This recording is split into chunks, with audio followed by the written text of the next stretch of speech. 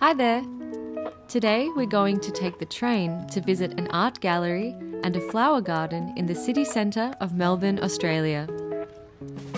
If you're new to learning English and want to see more about life in Australia, maybe you're planning to travel here, are studying here, or are moving here for work, this video series will help you understand everyday English while exploring real places around Melbourne and Australia. In this series, I've used the 3,000 most common English words to help you learn quickly through comprehensible input. You can speak along with me and use this video for shadowing practice, or you can relax and listen along. Okay, let's go for a walk. The train platform is at the bottom of this ramp. There are only 2 platforms here. One train travels towards the city and one travels away from the city. I'll touch on with my transport card at this reader. The train should arrive any minute.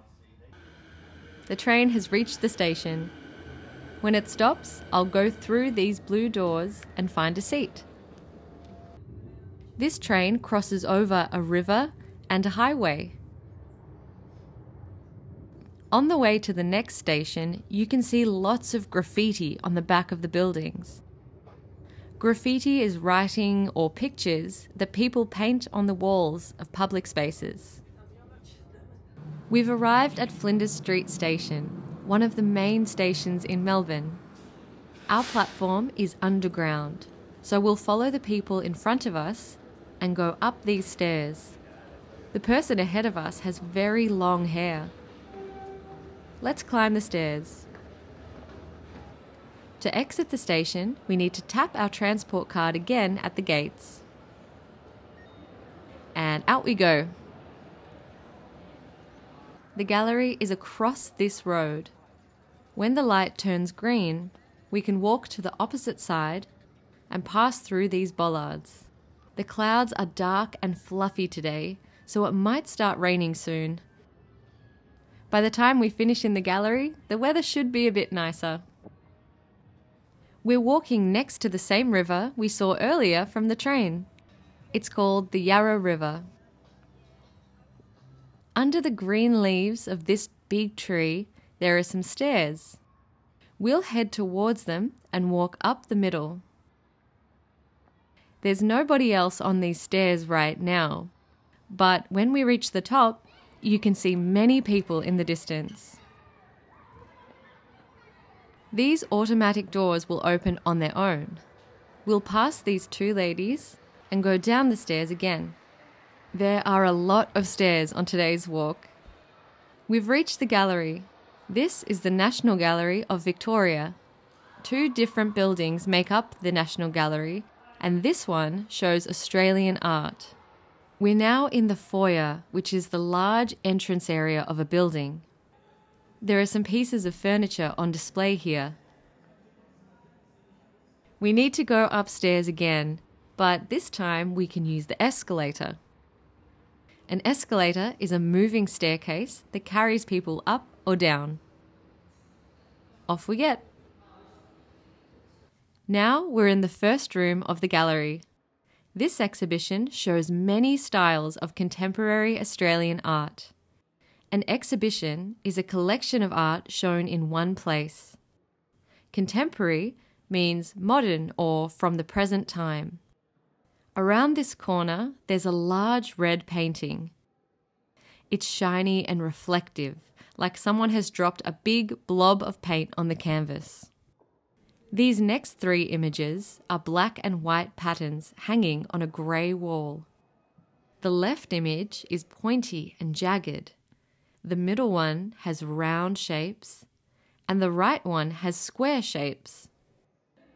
They're on the wall next to these chairs. This couch looks unusual with a big green pointy shape on the back. This next artwork is made from layers of coloured felt. When you look up close, you can see each strip overlaps the next. These pieces are quite small but have thick wooden frames with strong textures. If something is textured, it has a surface you can feel, like bumps or grooves. Over here are some necklaces lying flat. The one on the left has eggs, bacon, and a tomato on it. Through here, we can look out the window towards the river again. It still looks cloudy, but a bit of blue sky is starting to peek through. Behind us, there are some vases, and behind them, there are some thin silver cups shaped a bit like a martini glass. There are 8 of them with long, thin stems. They look very dainty or delicate.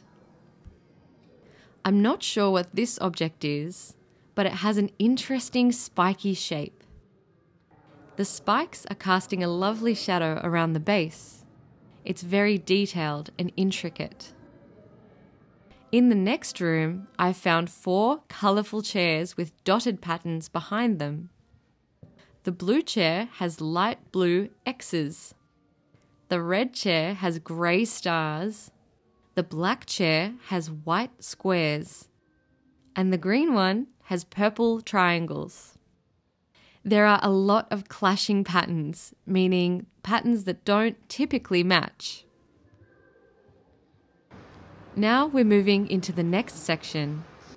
These paintings are from a First Nations artist and have been painted on tree bark. The lines are beautiful and detailed. The colours and textures feel very earthy and rich. This next painting is very different. It's very realistic, which means that the ferns look almost like a photograph. These stingrays have been woven. You can see the texture of the weaving when you get a little bit closer. Okay, it's time to head to the top floor. We'll ride another escalator up to the highest level. It looks like there's some video art playing up there. Very interesting. This next room is about design. Maybe the artists are reimagining or reinventing everyday objects. I'm not sure what these are, maybe vases, but I really like the colours. The little grass skirts make them look human-like. I think they're cute. This is a cupboard, which is a piece of furniture used for storing things. But this cupboard has spikes on the outside. It makes it look a little bit more dangerous than a regular cupboard, doesn't it? These lamps are really cool. The whole lamp, including the base, is illuminated, meaning the entire shape lights up from the inside. Behind this series of small ceramic vases are some interesting pieces of jewellery on the wall. They look like a child has drawn them, but they've been woven together very carefully. We can look outside again to check the weather. It's a lovely view of the trees, but a big dark cloud is coming. I think it's about to rain. The next room has a big gallery wall where many paintings are framed and hung close together. Which kind of art do you like to see? These 2 people are reading the information about the artworks on the table. We need to use the stairs again to go back down to the ground floor.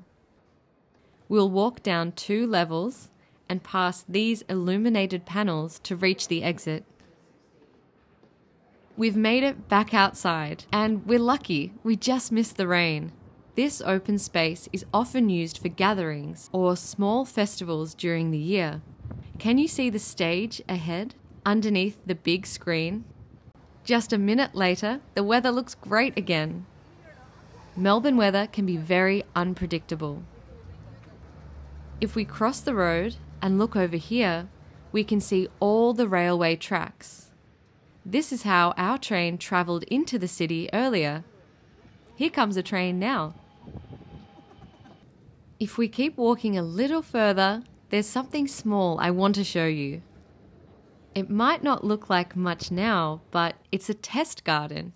That means this small garden is used as an example so the city can create more green spaces in the future. This garden is full of native flowers and plants. Look at all these purple flowers and yellow shrubs blowing in the breeze. let's look right into the garden. There are many vibrant yellow flowers here. There are even a couple of bees. That's a sign of a healthy garden. This is what the purple flowers look like up close. There's a small bud at the bottom, and the middle is where the bees land to collect pollen. Can you see the tiny ladybug running up the stem of this light purple flower? This garden is very dense, meaning many plants are growing close together in a small space. There's a little path of white pebbles that goes through the middle. It's so good for the city to have green spaces like this. And you wouldn't know it's right next to a car park. Many places can become beautiful and healthy when a small garden like this is planted nearby. Thanks for walking with me today around the gallery and this little garden in Melbourne. What do you call the writing or pictures that people paint on walls in public spaces? Graffiti. How would you describe something that is dainty or easy to break? Delicate. What do you call a group of artworks shown together in one place? An exhibition. Thanks for joining me today for another walk around Melbourne.